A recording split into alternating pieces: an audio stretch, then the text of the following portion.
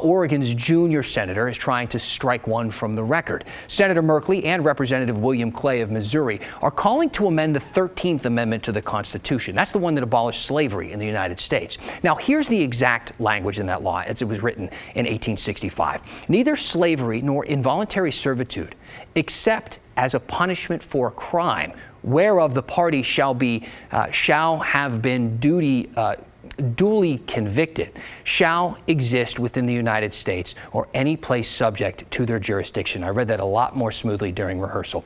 And it's this line at the center of everything, except as a punishment for crime. Now, Merkley and Clay say this is effectively a loophole. They say that allows a form of slavery, and they want it erased from our Constitution. Consider the fact, seriously, that America is 4% of the world's population, but home to 20% of the world's prisoners. And black Americans are disproportionately likely to be one of those prisoners.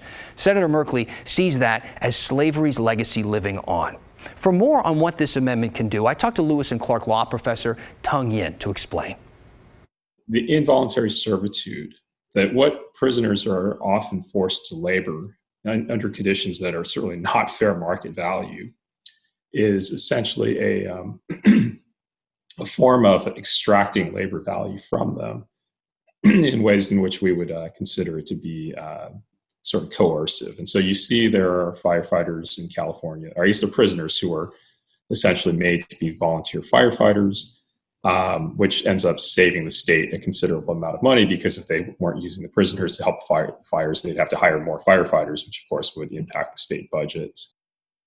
Now, technically, no one is made to do anything. I mean, you should know that this is not a new conversation. And in 2018, the U.S. Justice Department laid out its argument for this. They said that all of the work is voluntary, and it actually helps people gain new skills, according to them, that prisons pay what they call, quote, prevailing local wages, but can deduct money for taxes and room and board and child support or compensation payments for their victims. So, technically, if no one is being forced to work, it's unclear if simply changing the language of the Constitution would amount to any real change with how our prisons are run.